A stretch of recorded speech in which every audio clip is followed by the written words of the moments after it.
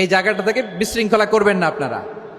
হ্যাঁ, এই তো মাশাআল্লাহ, অনেক ভালো, বলতে না বলতে শান্ত হয়ে গিয়েছে, আলহামদুলিল্লাহ।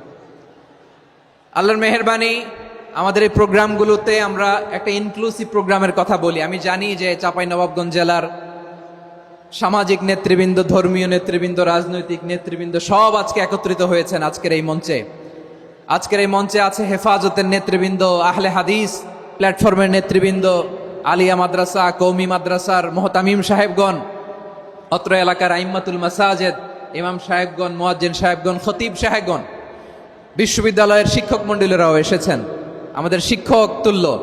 আজকে আমরা কথা না বলে ওনাদের কাছ থেকে নসিহাত এবং দিক নির্দেশনামূলক বাণী শুনতে পারলে আমরা বেশি কিছু শিখতে পারতাম।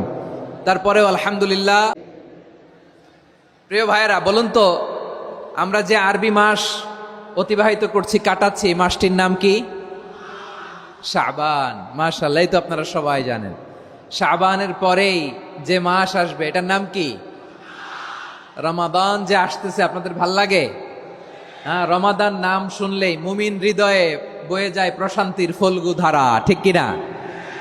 একটা আনন্দ, একটা উচ্ছ্বাস আমাদের হৃদয়ের মধ্যে চলে আসে। রমাদান সাইয়্যিদুশ শুহুর, 12 মাসের মধ্যে সবচাইতে শ্রেষ্ঠতম মাস রমাদান আল মুবারক আসছে। আত্মশুদ্ধির মাস, আত্মসংশোধনের মাস, শুদ্ধাচারের মাস, নিজেকে আলোকিত করবার মাস, ঠিক কিনা বলেন? এই রমাদানুল মুবারকে আমাদের কি করণীয়, কি বর্জনীয়, what to do and what not to do, এই টপিকসের উপর কিছু কথা আপনাদের সামনে উপস্থাপন করব ইনশাআল্লাহ। ওমা তাওফীকি ইল্লা বিল্লাহ। আমার প্রিয় ভাইয়েরা, আমি আমার খুতবার শুরুতে সূরা বাকারার 185 নম্বর আয়াত তেলাওয়াত করেছি, যেখানে আল্লাহ তাআলা কোন মাসে কোরআন আল কারীমকে, মহাবিশ্বের মহাবিশ্বয় কোরআন আল কারীমকে এই পৃথিবীতে নাজিল করেছেন সেটা আমাদেরকে জানিয়েছেন। আল্লাহ তাআলা ইরশাদ করছেন, শাহরু রমাদান আল্লাযী উনজিলা ফীহিল কুরআনু হুদাল লিন্নাস ওয়া বাইনাতিম মিনাল হুদা ওয়াল ফুরকান। আল্লাহ বলেন, রমাদান এমন একটা মাস যে মাসে কোরআন নাজিল করা হয়েছে। আর এই কোরআন হচ্ছে বিশ্ব মানবের জন্য পথ নির্দেশিকা, হেদায়েতের সুস্পষ্ট বর্ণনা এবং সত্য মিথ্যা পৃথক করার আসমানি মানদণ্ড রূপে জামিনে আমাদের জন্য কোরআন নাজিল করেছে কে? আওয়াজ করে বলেন তো, আল্লাহর নাজিল করা এই কোরআনে কোনো ভুল আছে? সবাই বলেন নাই। সবাই বললে এতটুকু আওয়াজ হয় আমি বিশ্বাস করি না। গলা ছেড়ে দিয়ে বলেন, আল্লাহর নাজিল করা এই সর্বশেষ আসমানি কিতাব আল কোরআনে কোনো ভুল আছে? সন্দেহ আছে? সংশয় আছে? বিয়ন্ডলেস, বাউন্ডলেস, বটমলেস, এমন কিতাব যেটা পড়ে গবেষণা করে এর তথ্য, উপাত্ত, ইনফরমেশন, লেসন নিয়ে শেষ করা যায় না। সুবহানাল্লাহ। আল্লাহ বলেন, এই কোরআনকে আমি রমাদানে নাজিল করেছি, যেটা বিশ্ব মানবের জন্য পথ নির্দেশিকা। এতে আছে হেদায়েতের সুস্পষ্ট বর্ণনা আর সত্য মিথ্যা পার্থক্য করার মানদণ্ড, কোনটা সত্য কোনটা মিথ্যা এটা কোরআন দিয়ে ডিফারেন্সিয়েট করা যায়। কোরআন হচ্ছে Furqan, to differentiate between right and wrong. কোনটা সত্য, কোনটা মিথ্যা, কোনটা ভুল, কোনটা নির্ভুল, এটা কোরআন দিয়ে যাচাই করা যায়। চিল্লায় বলেন ঠিক কিনা? এজন্য এই কোরআন দিয়ে আমাদের জীবন সাজাতে হবে। কোরআন দিয়ে জীবন না সাজালে জীবন আলোকিত হয় না। কোরআন দিয়ে পরিবার না সাজালে পরিবার আলোকিত হয় না। কোরআন দিয়ে সমাজ না সাজালে সমাজটা শান্তিময় হয় না। শুধু দুর্নীতি দমন কমিশন দিয়ে দুর্নীতি বন্ধ করা যায় না। কোরআনের আইন বাস্তবায়ন করা ছাড়া এই সমাজ থেকে দুর্নীতি বন্ধ করা যাবে না। চিল্লায় বলো ঠিক কিনা?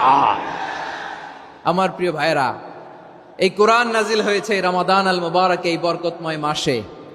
তাই আমাদের উচিত এই মাসে আসন্ন যে রমাদান আল মুবারক, এই রমাদানে কোরআনের সাথে নিজেদের সম্পর্ককে বাড়ানো। আমার প্রিয় চাঁপাইনবাবগঞ্জের ভাইয়েরা, আমরা কি আসন্ন রমাদানে কোরআনের সাথে আমাদের অ্যাটাচমেন্ট, সম্পর্ক বাড়াতে চাই? চান সবাই? আপনি কি জানেন কোরআন নিয়ে কোন ফেরেশতা পৃথিবীতে এসেছিল? জানেন? ফেরেশতার নাম কি বলেন তো? জিবরিল আলাইহিস সালাম। একটু খেয়াল করে শুনেন, কান দুটো খরগোশের কানের মতো খাড়া করে আমার দিকে তাকান। সাইয়েদনা জিবরিল কোরআন নিয়ে এসেছেন, ফলে উনি হয়েছেন শ্রেষ্ঠ ফেরেশতা। বিশ্ব নবীর উপর কোরআন নাজিল হয়েছে, তাই তিনি হয়েছেন শ্রেষ্ঠ নবী। রমাদানে কোরআন নাজিল হয়েছে, তাই রমাদান হয়েছে শ্রেষ্ঠ মাস। কদরের রাতে কোরআন নাজিল হয়েছে, তাই কদর হয়েছে শ্রেষ্ঠ রাত। আমরাও যদি কোরআনের সাথে সম্পর্ক বাড়াই, আমাদের মর্যাদাও এরকম, আমাদেরকেও শ্রেষ্ঠ মানুষ বানায় দিবে কে? এজন্য কোরআনের সাথে সম্পর্ক বাড়াইতে রাজি আছেন তো? যারাই কোরআনের সাথে সম্পর্ক বাড়ায়, এদের মর্যাদা বাড়ায় দেয় কে? দেখবেন আমাদের হাফেজে কোরআন, তারা ইন্টারন্যাশনাল কোরআন কম্পিটিশনে যে গোটা বিশ্বকে পেছনে ফেলে প্রথম পুরস্কার নিয়ে আসে। এত ছোট ছোট বাচ্চা, ও সমাজ বোঝে না, রাজনীতি বোঝে না, টাকা পয়সা বোঝে না, কিচ্ছু বোঝে না, কিন্তু গোটা বিশ্বে ওকে সম্মানের চেয়ারে আসীন করেছে কে? এই কোরআনের সাথে লাগলে আল্লাহ তাআলা সম্মান বাড়িয়ে দেয়। আমার প্রিয় ভাইয়েরা, আসুন আমরা শুরুতেই, আলোচনার শুরুতেই শপথ নেই যে আসন্ন রমাদানে আমরা কোরআনের সাথে নিজেদের সম্পর্ককে মজবুত করব ইনশাআল্লাহ। সবাই বলুন ইনশাআল্লাহ। শাবান মাস আসলে, রজব মাস আসলে সাহাবারা কি করতেন আসুন আমরা দেখি, কিভাবে তারা রমাদানকে ওয়েলকাম জানাতেন। রজব শাবান আসলেই ওনারা রমাদান পর্যন্ত পৌঁছার আকুতি, আগ্রহ আর ফরিয়াদ আল্লাহর কাছে জানাতেন আর বলতেন, ইয়া আল্লাহ, রমজান পর্যন্ত আমাদের হায়াত বাড়িয়ে দাও। আল্লাহুম্মা বাল্লিগনা রমাদান, আল্লাহ তুমি রমজান পর্যন্ত আমাদের পৌঁছে দাও। আল্লাহুম্মা বারিক লানা ফি রজব ওয়া শাবান ওয়া বাল্লিগনা রমাদান, আল্লাহ রজব শাবানে বরকত দাও, আল্লাহ রমজান পর্যন্ত তুমি আমাদেরকে পৌঁছে দাও। আওয়াজ করে পড়েন আমিন। আমার প্রিয় চাঁপাইনবাবগঞ্জের ভাইরা, গত বছর অনেকের সাথে আমরা একসাথে রমাদান কাটিয়েছি, তাদের অনেকে দুনিয়াতে এখন বেঁচে নাই, এরকম আছে না নাই? এই যে আরো 7 দিন বাকি রমাদান আসতে, এই 7 দিন পর্যন্ত আমরা রমাদান পাবো, কোনো গ্যারান্টি আছে? আচ্ছা, এই বছর যদি খুশনসিব হয় আমাদের, আমরা যদি পাই, আগামী বছরও যে রমাদান আমরা পাবো, কোনো গ্যারান্টি আছে? তাহলে আসুন আমরা ভেবে নেই, হতে পারে this Ramadan could be the last and final Ramadan in our life. হতে পারে এই রমাদানই হতে পারে আমার জীবনের শেষ রমাদান। ঠিক কিনা বলেন? তাই আসুন আমরা আল্লাহর কাছে দোয়া করি, আল্লাহুম্মা বাল্লিগনা রমাদান, আল্লাহ তুমি রমাদান পর্যন্ত আমাদেরকে পৌঁছে দাও। আওয়াজ করে পড়েন আমিন। ইবনু রাজব আল হাম্বালি লাতাইফুল মাআরিফের মধ্যে লিখেছেন, সাহাবারা ওনারা রমাদান কেন্দ্রিক, আমাদের সালাফ সালফে সালেহিনরা রমাদান কেন্দ্রিক জীবন কাটাতেন। ওনারা রমজান আসার 6 মাস আগে আল্লাহর কাছে দোয়া করতেন, আল্লাহ রমজান পর্যন্ত পৌঁছে দাও। রমজান চলে যাওয়ার পরে বাকি 6 মাস আল্লাহর কাছে দোয়া করতেন, আল্লাহ এই রমাদানে যে ইবাদত করেছি, ইবাদত গুলো তুমি কবুল করে নাও। সুবহানাল্লাহ। তাহলে পুরো বছর রমাদান কেন্দ্রিক জীবন।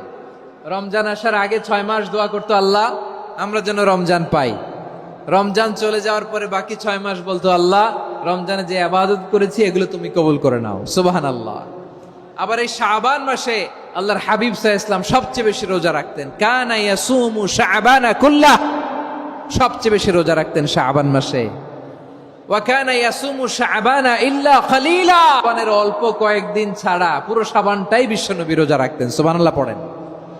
এই শাবানে আপনারা রোজা রাখছেন তো? রাখছেন? আল্লাহ তুমি কবুল করো, আমরা সবাই পড়ি আমিন। মাইকের সাউন্ডটা একটু উইক মনে হচ্ছে, একটু স্ট্রং করতে হবে সামান্য। মাইক অপারেটর যিনি আছেন একটু স্ট্রং করবেন, আমার শাউট করে কথা বলা লাগতেছে, একটু স্ট্রং করবেন মেহেরবানি করে, মাইকের সাউন্ডটা একটু স্ট্রং করবেন। প্রিয় ভাইয়েরা, এই শাবান শেষে আমাদের মধ্যে আগমন করবে রমাদান, এবং এই রমাদানুল মুবারক আল্লাহ তাআলা আমাদের জন্য সিয়াম ফরজ করেছেন। কি ফরজ করেছেন? তিনি সূরাতুল বাকারার 183 নম্বর আয়াতে ইরশাদ করছেন, রাব্বুল আলামিন বলেন, ইয়া আইয়ুহাল্লাযীনা আমানু কুতিবা আলাইকুমুস সিয়ামু কামা কুতিবা আলাল্লাযীনা মিন ক্বাবলিকুম লাআল্লাকুম তাত্তাকুন।